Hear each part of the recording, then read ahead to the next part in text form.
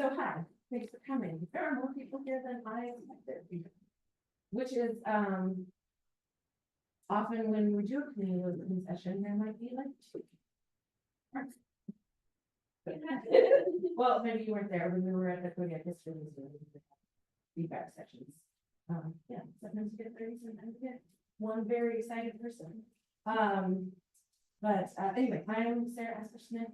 We have a business called ExhibitAK, and we do museum exhibition planning and design and work with museums and cultural centers all over the state. And we are not the experts in what we do. And so that's a big part of this process for me, is going to community and saying, I don't know about community, so you tell me, what do you want to see in this place? What stories do you want to tell me this museum? Hi, I'm Christine Carpenter, and like she said, we have a little business called ExhibitAK, and part of our job is doing community engagement and community listening. And yeah, we're not experts at this, so it feels a little weird to be telling you what to do. And I'm really glad that Lisa's not here, because I was really petrified that she was going to be here and tell me she's more of the expert on this. But I'm glad to be here and tell you a little bit about what we do know about and what we found works and what doesn't work, and how maybe you guys can take some tips and use them for your projects too. The end. Okay, great. Oh, look, we already did it. This me? Yeah. So what is community listening? Well, I did not take this from ChatGPT, but I did steal it from somebody else on the internet. I think the important thing here is to remember that community listening is just a part of the larger community engagement process. There's lots of parts of how to best build community and to engage your community, and one of those tools can be community listening. We put down here, community listening aims to actively understand the meaning behind words, delving into community members' thoughts, concerns, and hopes. This dynamic process helps foster connection through genuine conversation, interest, and empathy. What else did I write down? It's an important way to learn from your community, to be transparent, and to build trust with your community. So it's just one of the tools that you can use. And I think it's probably one of the more important ones, is the active listening to people and not just making assumptions about what it is that they do.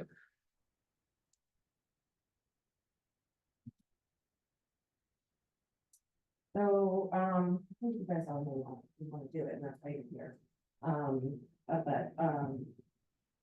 It gets people more invested in your institution, builds trust and rapport. You want to include all of the people in your community when you're in your place, and understand their different perspectives. It also can bring up some new issues that you don't know about, because you're working in this place, and you know, maybe not a silo, but like you're doing your thing. And when you open that up to others, you might be surprised by what you hear. Coming up with solutions, because everybody has a different idea, and evolving your institution, and being accountable for the stories that we're telling. So what are the roles in community listening? There really are two very distinct different roles. One cannot be the other, and the other cannot be the other. That was complicated, but essentially there's a community member, and their job is to provide feedback and opinions, expertise, and there is the facilitator, and their job is to foster a space and provide a framework for these conversations to happen and to listen to them. We also added on here an institutional leader, and sometimes the institutional leader can be the facilitator, but Sarah and my opinion is that it's really always best to have a third party who's not your institution leader be the person that's really facilitating. And that allows the institutional leader to be a community member, and they can provide feedback, and they can provide their expertise about the building, about the collection, about the community, about what their experience has been. And that process then can be facilitated through a third party facilitator who can then collect everything and distill everything down based off of what they've heard. So really there's only those two roles. There's the community member and the facilitator, and a facilitator cannot or should not provide opinions. They should just be like a neutral third party if such a thing ever has existed. And then the community member whose job is just really to be a community member and have opinions, which is always great to give people an opportunity to have opinions. Okay, so there's a bunch of different ways that you can go about getting feedback from your folks. Presentation, such as this, invite people to your space, give them some food, ask them what they think. A Q&A session, hands-on activities. I really like, going to places with lots of sticky notes and like little round stickers. Because sometimes in a situation like this, not everybody wants to speak up, they're not comfortable, but if you put like something on a chalkboard that asks the question and asks them to respond on a note or something, that's easier for people. Or like one thing that we did a couple of times is like, here's if you like this in the museum, put a pink sticky note on it and tell me why. If there's something that needs to change, put a green sticky note on it and tell me why. Not like on it, because we're in the museum, but like on the list. Online questionnaires, obviously surveys are great, if you can get people to respond to those, and interviewing like specific people. And then we said, yeah, don't just pick one, because it's great to engage.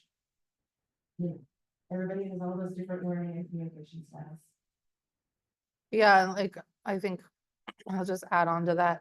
It's really important to, I think we'll talk about this later, but to identify who your stakeholders are, and you really want to make sure that they've participated in some fashion. So as the facilitator, your job is to build trust, to actively listen. This is more than just words that people use. It's also being able to understand their tone of voice or their body language to figure out what makes them uncomfortable or excited or sad. Be empathetic, recognize patterns and make connections. Be curious. I like that one because like I think a lot of times we come into situations with preconceived notions about what we're going to get out of it. And I think it's really good to kind of shift that mindset and be curious about what new things you might learn that you didn't really expect. Know your own biases. That's also really important. Question the obvious, embrace silence, and reflect on what you've heard. Okay, so this is as far as the embracing that. This is the acronym that I just learned a couple days ago, and I love it. So wait, why am I talking? I think that a lot of times, especially in Western culture, we're like excited to get our idea out that we're going to step over somebody else when they're talking. And there's a lot to be said for just listening and just allowing a little bit of uncomfortable silence for a while and letting people speak. And again, like I said, we're not the experts, so why are you slow down. Let people have the opportunity to process and speak. Yeah. I also use this in my everyday life when I'm uncomfortable and don't know what to say. I just don't say anything, and then somebody else usually fills in the gap for me. It's great. Okay, so why do we do it?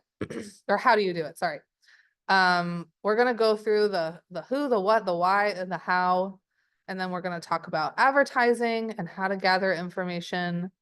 And then the really important part is to compile and share your information back with the community. I think that's something that we all, ourselves included, sometimes struggle with. Is like an important part of community listening is also to reflect back on the community and make sure that we got what they said correct. Like we want to make sure that they, this is what we heard, did we get it right, or did we miss it? yeah. And that is really important also in building trust with the community, because they're not going to really trust that you're going to listen to them if you don't,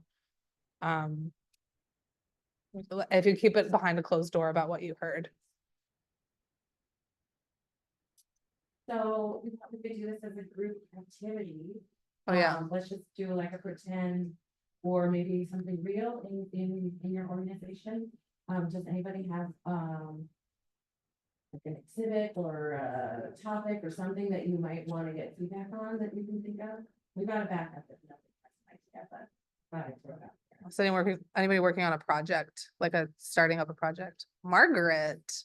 I don't think that one of the things we're hoping to do community listening for is like what happens with our buildings. We're in a National Historic Landmark building, and there's so many options for where are we gonna store collections, where are we gonna have exhibits, and so we want feedback about what our community would love to see us do, pursue building a new building or any of those things. Is that? That's perfect. Okay. Does anybody have a problem with using Margaret's example? I'm Okay. hearing none. Yay. Okay, perfect. That means we're gonna need information from you, but this is great. Okay. Has anyone not been to Kodiak or no? Because we did do a conference there a couple of years ago. Oh, great. Go with the super cool town. Do you want to give a little bit of a, Okay, we're in the oldest building in the last one. Well, oldest occupants. Excuse me, thank Yeah. you. and it's an object itself, really. And has lots of constraints. And you can't put any holes in the wall.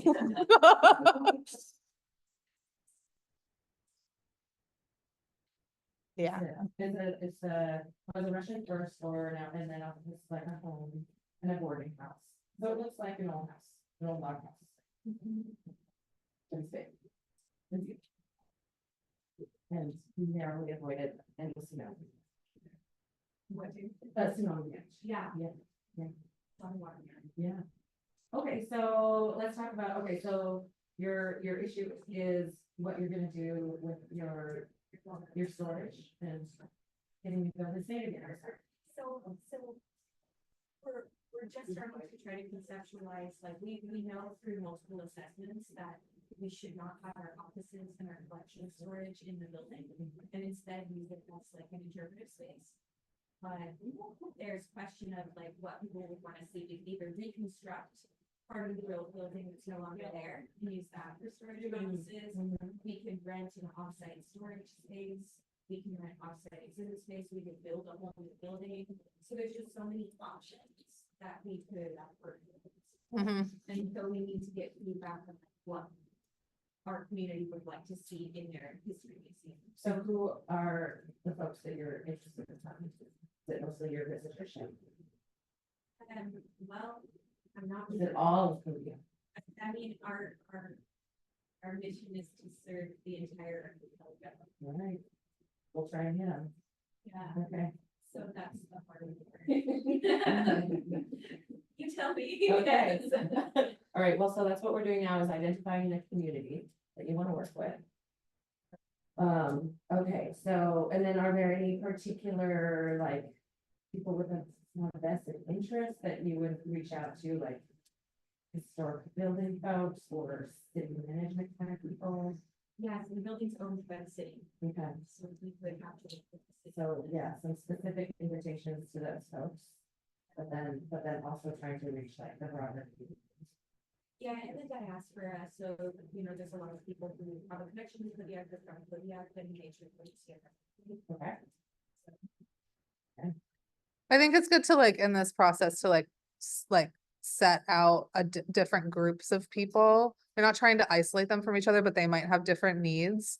And when we go through this process later about like how to best reach them, they might be reached best in a different way than like the way that the Park Service, for instance, would like, you know, the people who live in Old Harbor would be reached better in a different way than like the way that you would engage the Park Service and ask them questions about how, like what their interests are in the building and how to best maintain the building so that we don't tear down a wall that we weren't supposed to tear down.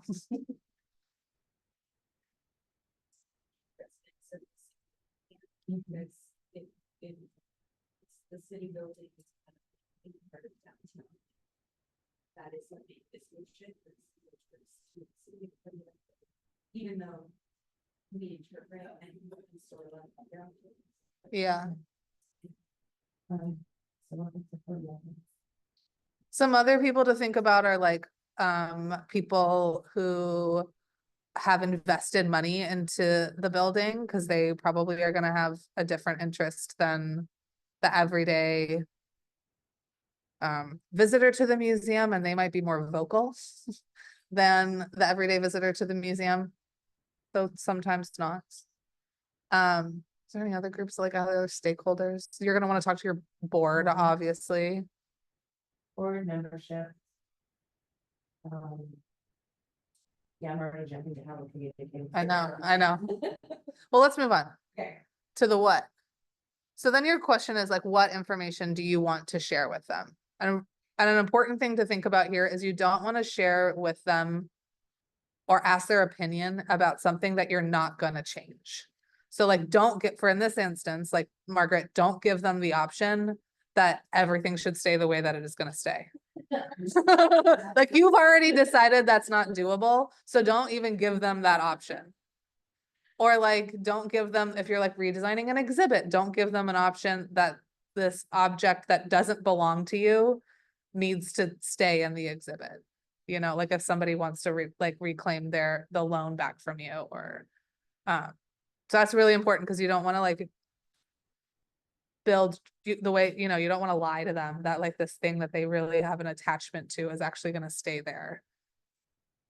And then so there's other information that you want to gather from them. It sounds like maybe you have 3 options or 2 that you want them to pick between. And so you would I think your best bet would be to like frame it that way. And then also give them an opportunity to come up with a different solution that you guys maybe haven't seen before. Mhm. Unless you don't want to do that and you want to make it really simple. Because this goes back to like, what kind of information do you want to share with them? Or what kind of information do you want to get from them? And maybe the part of the information you want to share is the Kodiak History Museum is packed to the gills. It's not a safe place for objects and staff. Yeah. We need to make some changes. And we want your help in thinking through that problem. Why? You want a good solution. I think this is a good point to like think about specific goals that you want to learn, though. Like, do you want to learn from your community? So in your instance, Margaret, it would be like, do you want to learn from your community that what they like about the current situation and what they don't like about the current situation? Do you want to learn from your community that you want them to tear down, that they want you to tear down the building? Or do you want to learn from them? Like, I think it's really important to figure out what specifically you want to get information from, what specific information you want to get from them and why. And that'll help frame the questions that you ask them and the means with which you like put that information out into the public. Like, does it make sense then to have a presentation style, or does it make more sense to have like a quieter online survey that they can answer a bunch of questions? Or are you looking for some information from them that's more nuanced, which might mean that you want to have individual conversations with them over the phone? Is part of your why because you want the city of Kodiak to support your endeavor, which might cost money? Like to get community buy-in for whatever route you choose. Yeah. And so part of the why is also sounds like informing them of what's happening and what your are. Well, also this is a great opportunity if you want the why to also be like, the Kodiak History Museum has power in our community. There, you could add some questions in there that can be quantified so that you can prove to the city that this institution really matters to its people. And then at the end of the day, you have like, on top of just getting information back from them about this specific question, you also have information from your survey about like the importance of this building or this institution to the community as well, which can also raise your stakes when you go to start to fight for money. Because at the end of the day, all of this always comes back to money. Does that make sense? You want to say anything else about why? How? Okay. So I'm thinking for you. Right? Well, no, I should ask you guys. Okay, so say we've got surveys, we've got in-person meetings, presentations, we've got sticky note activities, we've got What else we got? Q&A session, interviews. What do you think would be a good way to access Margaret's community? There's no wrong answers. No, I think the.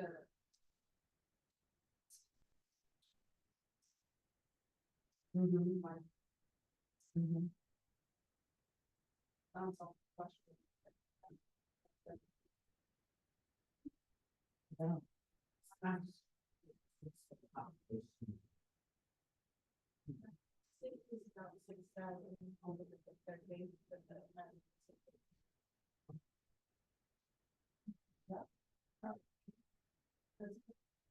I think sometimes it's very often related also because those are people who can take it out of their Q&A that still have their voices heard. Yeah. And so that will allow for more, a wider group. I think that'd be good. I think that's a great idea, especially with the people who are on the island. Yeah, we can make that person jump. Food. Yes. Yay. Great food.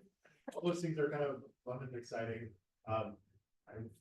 Especially in smaller communities, it's a lot easier to get people in the door here. Absolutely. Yeah. And usually we teach that by example. But we forgot snacks today. That's because we just ate breakfast. I thought about it, but we have some seltzer waters in the car. I know, usually, yeah. Sarah is known to like shop, like she'll go to remote, like in the bush, and she'll shop for her, like her community listening sessions in Juneau and like have a separate suitcase to bring to the bush with like things that people in the bush don't get access to a lot. And then I usually also bring avocados just as a thing. Nice. Yeah. And one thing to find is that a lot of people will give their, even if you have like sticky notes, comic cards, ways that people can give their opinion, Mhm. what they'll most often do is want to just talk to you or talk to the person at the front desk. In So person. whoever your front desk people are that will interact with visitors, if they're prepared in some way to report back on that, to collect that information, that would definitely be another important piece, because more than anything, we just get people who want to chat. And, they're not gonna take the time to write it down, but that's still valuable feedback. That's a really good point, and that to let all the people in your institution know, hey, we're looking for this information, so please keep track of it and share it. We didn't really talk about this, but it is good to like have a unified system with which to like collect information, not necessarily between the different types of ways that you're getting information, but like if someone does come to your front desk, it's good to have like a card or something that they can fill out so that it's all written down and you can document it. So that when it's time to start distilling that information and sharing it back with your community, you have documentation from all of it.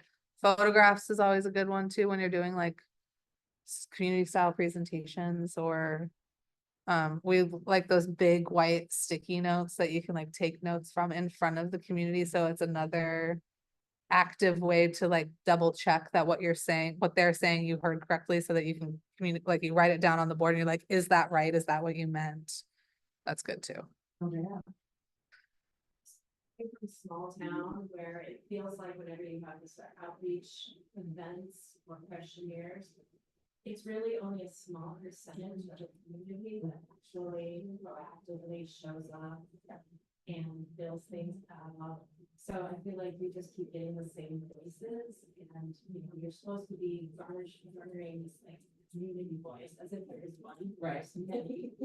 And so I was just curious, to get feedback on how to get to those voices that aren't so loud to talk and aren't going to show up to a museum in any situation, let alone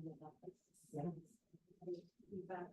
I mean, you can just like hang out in the grocery store or the farm, absolutely the farm.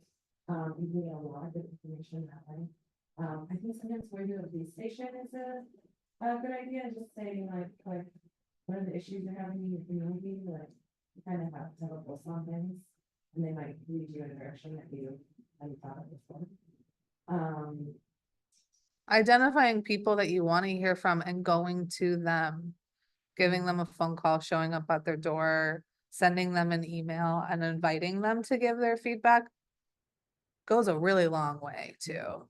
And people I think are more, but they're honored that you've asked them, but also they're doing like a one-on-one interview and oftentimes they feel safer to share their. And reaching out to other specific community organizations. Like, oh, we really want to hear from the, Jewish Filipino Association, so I'm gonna go talk to the president and say, like, hey, can you get your members to look at this request? Or do it there, go to Yeah. them. Yeah, get outside of it, yeah. Does it make a difference how you kind of frame your issue that you're wanting the community to take a part in, right? So if you're, in this instance, physical education, right? So would it be helpful to have like a 5 or 10 minute streaming video that shows, hey, this is what we're looking at, and you know, this is what the issue is that we want feedback on, and how we present that to folks.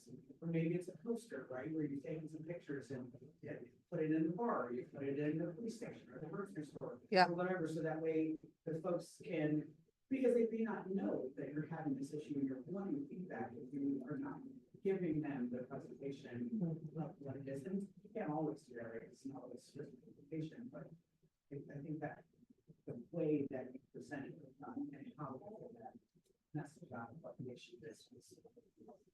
That's a great. I also would like to say that we're going to talk about advertising next, so, but you have a question first. Well, A lot of people learn in different ways, and so, and the other thing too, the previous job, I realized that, if I'm talking from a legal professional, they understand what I'm talking about, I don't have to break it down as.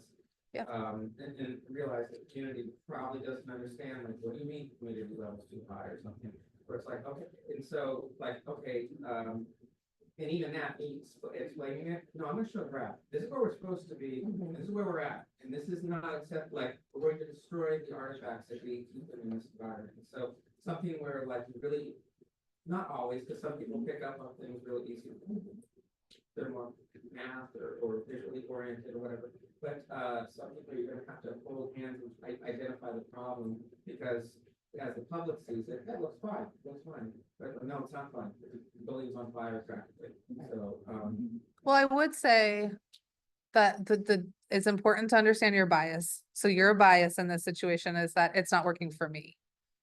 And so it might be working for the public. And that's actually really good information to get from your public. If it is working for them, cool, let's recreate what is working for them. Let's identify what is working for them. And in order, and then you have to interview the staff, right? Figure out what's not working for the staff. And how can we come up with then a solution that meets both of those needs? Because the information that you're getting from the public is actually really good information. They like something about this. So let's identify what that is and come up with a solution that still meets those needs while also meeting the needs of the staff that works there, or the objects, or the whatever. I like what you're saying as far as getting the word out and making it understandable to folks who are not gonna, get community levels and use them speak, and getting to a, just like, a level that folks understand. Yeah. It's great. Not dumbing it down, but making it relatable and understandable. Yeah. Okay. Advertise? Advertise, get the word out. Oh, Here we got posters.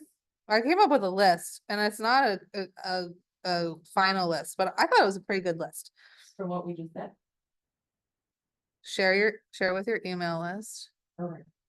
the list of ways to advertise. Oh, all right. Share with your email list on social media, create a Facebook event, sign up at your front desk. Those are all like direct ways that are really cheap and easy to engage with your community. But those are only really engaging with the people that are already engaging with your museum. So there's lots of other ways that you can, and easy ways, I think, that you can engage with your community that aren't already talking to you. I came up with a radio spot. Many times there's free PSAs on your local radio, so it doesn't cost anything. You can also take out an ad And I think at one time I took out an ad on the radio, I just called them and was like, I'm doing this project for a nonprofit.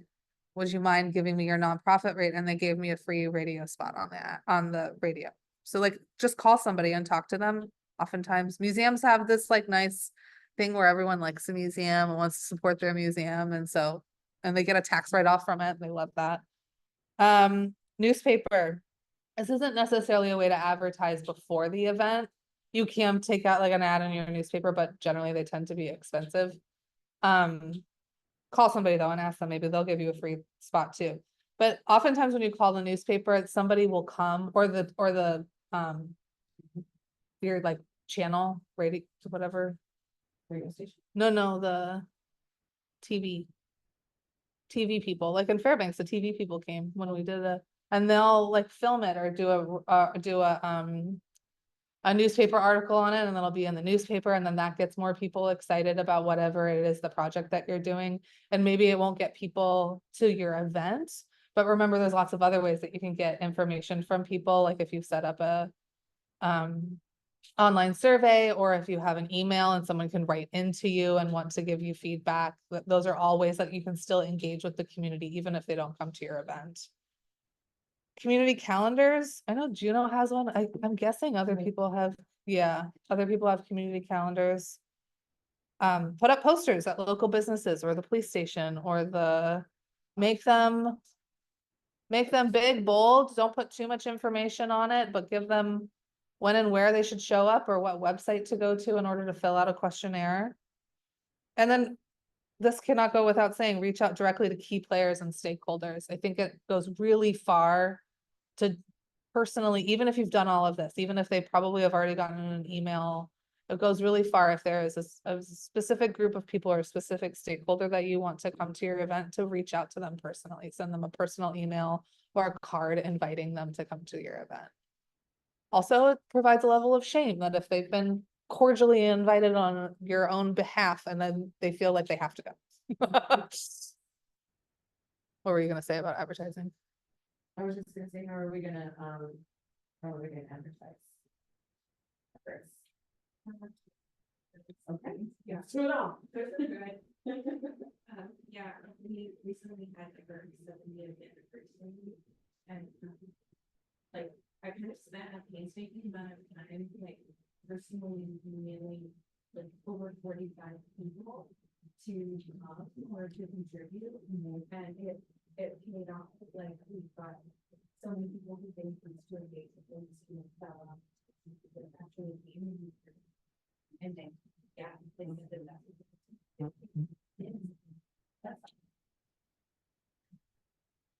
Does social media play a role in this? Is that what that is? Yeah, I think that's as far as advertising. Yeah. Yeah, absolutely. And I would suggest too, because like you guys already have a following on Instagram and Facebook and everything, but pay for an ad.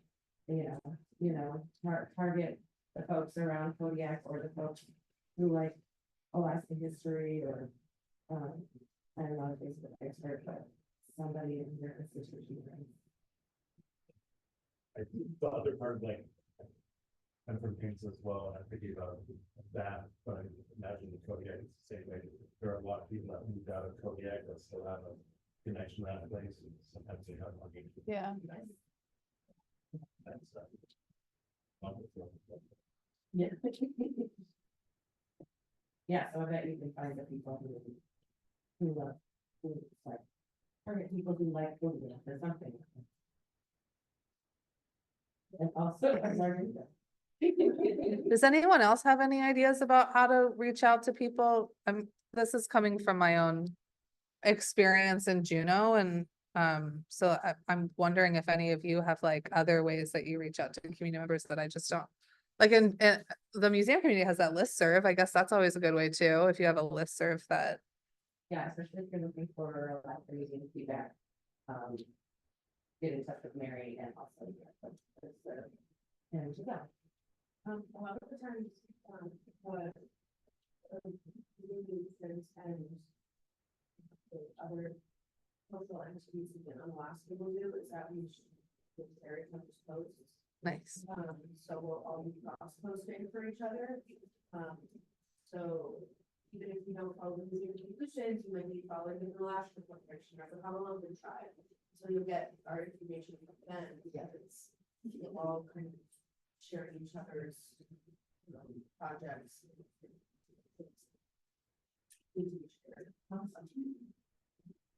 Yeah. Yeah, that's a good one. Like, I know one way that family program is that, students who come to the field trips every day. And we give all of the teachers our flyers, their information for upcoming events, so please share this information with your students' families. And then that may reach people who didn't necessarily come to the museum, but other people at that school. Oh, you got to go there on a field trip, I want to go there too. Yeah, that sort of thing. Very cool. Yeah. Just from a tourist standpoint, I was trying to. Mm. Audience for the whole house, right? So are we looking for something to talk about? In third grade, and I always, had a pop up like this going on. Well, you know, they'll appreciate if they know. Yeah. I think it's just having honest. That's a great idea. That's a good idea. Which is something I do, even if we don't have money for an ad, I'll always send a press release Mhm. before or after the event. It's like, you don't get stuff. I mean, Kodiak's a small town, but yeah, if you write the press release, they usually are overworked to make copies. I was gonna say, yeah, they're looking for content. Yes. So usually we do like, if it's a huge project, we do multiple press releases throughout the project. Yeah. Any other advertising thoughts? Okay. No. Reflect. Oh, yeah, and this is just what Christine was talking about, how important it is to, once we have gotten all this information and got an idea, and you really want to go back to your community and say, this is what we heard. Were we right about it, or did we totally miss it? And that helps with the trust and Transparency. and it's just good practice. And it's also like a hard thing to do because kind of done with the project that point, you're tired of it and you don't want to. So I'm in that position in a couple of my projects right now. So I really do it. So you're doing great. Thanks. Gather more information. I think that's what we meant here. Yeah, I'm gonna put that slide out of order. It's okay. Gather information. Listen, be curious, embrace silence. I don't think we can say that enough about the embrace the silence. But we thought about doing an activity with you guys. We're gonna sit in silence for 5 minutes. See if you can do it. See if you can do it. How uncomfortable it is. The other activity I wanted to do was, because I told you I love this, is put up a sheet of paper and ask if you're an introvert or an extrovert. And I'm guessing that most of us are introverts. And it's just sort of, so maybe do a show of hands, introverts. Peeps. So, Extroverts? We should have asked extroverts. They're the ones that don't raise their hand. yeah. exactly. Oh, me too. I like that. I'm gonna steal that. But yeah, I guess just as far as like know your audience and people might not be super comfortable coming to an event or whatever. And just living. Yeah. Well, I think what I meant with I think an important part of gathering information is what we talked about already is like coming up with a unified way to gather information so that you have it documented so that when you do want to reflect back, you're able to you're not going to remember every single piece of information that comes into your head. So it's good to have it all documented to be able to articulate and quantify what it is that comes back to you. And like, this is a hard thing to quantify, right? Like, it's one thing if you're like, how much do you like our museum on a scale of 1 to 10? Like, you can quantify that nicely, but like quantifying how people feel about this concept of moving, like a more ethereal question about like what's going to happen to the museum or to the staff or to the collection, that's like harder to quantify. So having as much written down as possible And being able to like then show people that, I think would be really good. And try not to give people your own opinions. I think that's the last thing I'll say about gathering information. Don't try to sway them. That's all we really have. Yeah. We made this slide. We're here to help. Call us or email us or whatever if you want help or have questions. Always happy to just like, have a Zoom, have a chat and discussing this. How do you go about picking up a facilitator, even if you want it to be someone who's not in the institution? Great question. Hi, we're here, but also.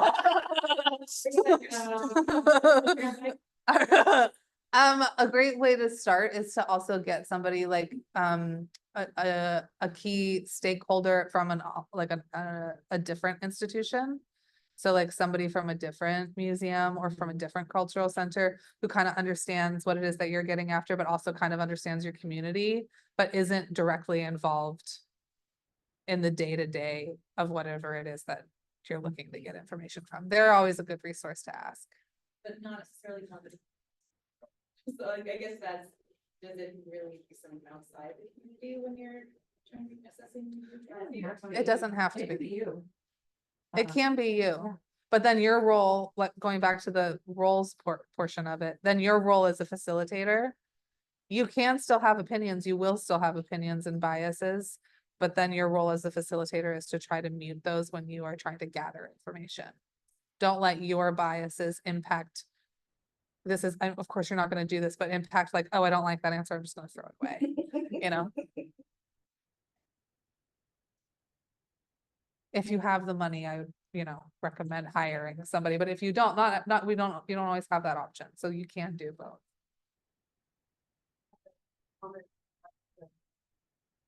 First was an idea, I went to conference years ago where they introduced the and they were talking about the questions you ask, how you phrase them, very important. And they introduced a technique that I cannot remember the name of, but it was essentially rather than asking outright, like, what can the museum, how can the museum be more welcoming? That's sort of a loaded question, but instead asking, coming out like a different, tell me about a place where you feel welcome. And so from then, you can gather that information without being so, you can gather more information. So, and then I thought that's really interesting, like thinking about how to phrase your questions. Right. Yeah. Information. And then my question was about, do you think it's worthwhile, I mean, it obviously will depend on the project, what you're trying to do, but, needing to different communities, or different community members, or different segments of the community. So I'm imagining like if you have one big Q&A session, some people may not feel comfortable speaking up, but would it be worthwhile to say, like, we're having a meeting, I don't know, local educators, community, I guess depending on the project, what are your thoughts? Yes, yeah, absolutely, like as many people as you can, reach out to, you can. Would have an interest in the project, you say. I don't have a problem with going to separate communities, visiting people differently, going to their space, right? Yes, absolutely.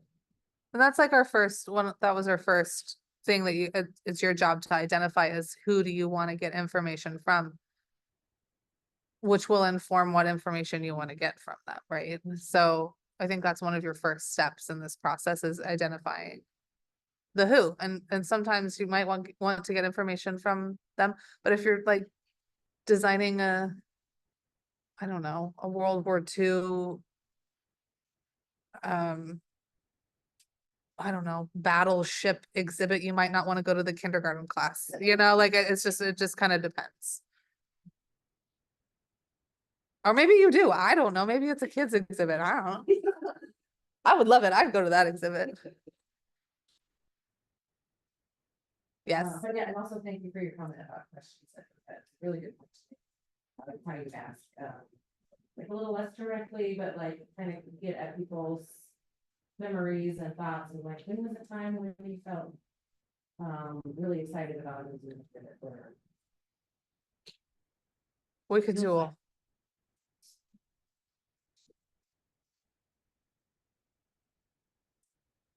yeah, we could do a whole session on how to ask questions too.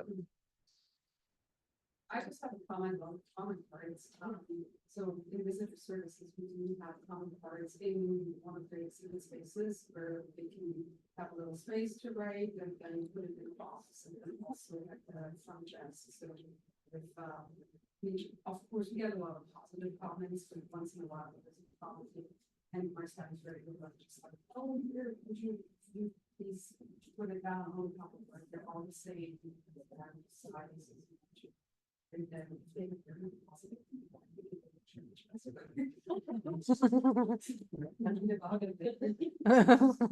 yeah, get that quote for your website. Margaret, you had your hand up earlier. But thanks for, changing the topic, but it kind of made me realize that, I don't know why it does, like I come from an evaluation background, but like when you're in it and you're working in it, you can't just like back and be like, oh, this is just like any other evaluation, you just set up the evaluation. And so, like, especially when Emily's talking about those questions, like, it's like, you just use a logic model, and it's like so important to like realize what your goal is and what your evaluation question is, and that's different from what questions you ask. So anyway, I think we've used logic model to set up our evaluation for this, but. That sounds very. I feel like you should just teach this session and we'll go sit over here.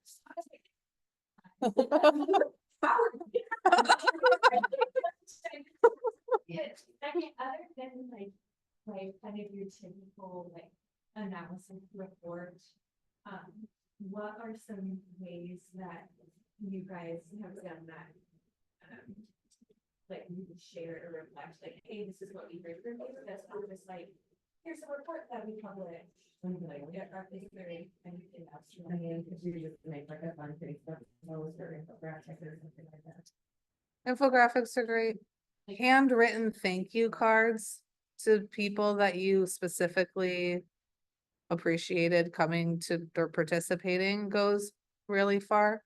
Lori from 4acre told me you're supposed to thank people 7 times in 7 different ways or something like that. Look, I don't do that, but good practice. Yes. So I have, yeah. Yeah, you just there you Yeah. go. Or a poster even, like start posting them up around town. You don't have to just have like a report that lives on your website. You can do all of the advertising models all over again with your report. Call the radio station, tell them that it's out or the newspaper, write a PSA with your findings so that the newspaper reports it for you. Like, not do surveys when they have no idea what you use their information. for. Yeah. And, my company, they see declining results every year. They do employee survey. And then they're like, why don't we need employees participate? We don't know what we're doing the survey for, and we don't know what the results are. It's not given. So they'll say, thank you for doing the survey, but then they say, well, what came with the survey? What changes? What information did you? And we don't get that feedback back in, back to the participants. So I think it's very important that you make sure that participants know that you've done something with their survey information that they get you. Even if it's not, hey, this is a report that says this, and this, this is all the feedback we got. It doesn't have all those details, but it says we did something with that information. Yeah. I think it's very important to give that back to people. And I think it's a way of thanking them for actually participating. That's a good way of framing it.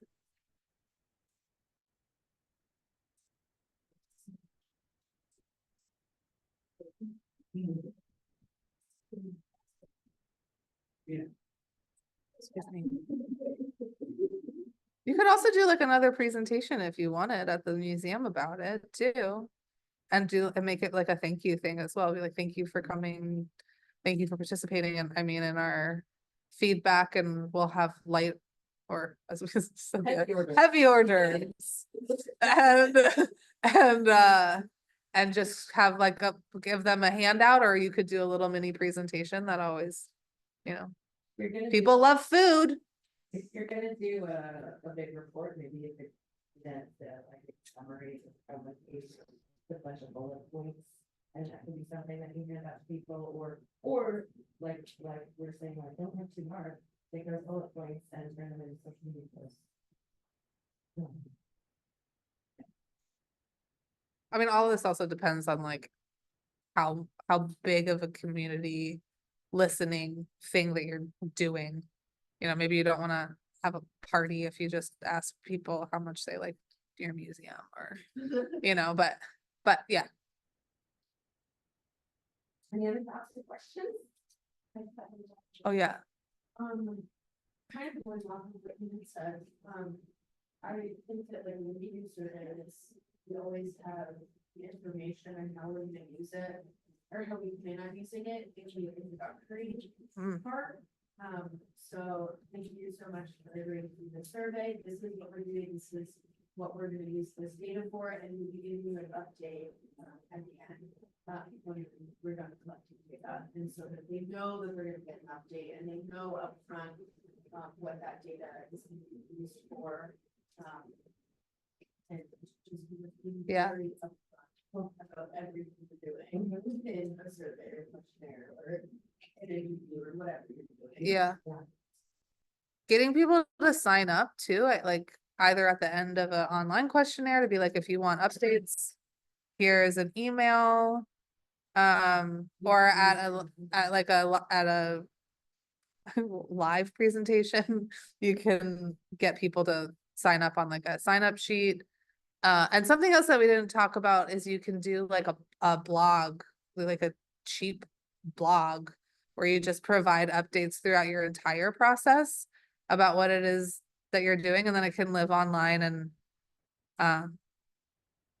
you can put infographics up there too and keep people informed that way as a more of a passive newsletter. You can, in your email newsletter, you can email out the results of your survey. Thank yous always go a long way.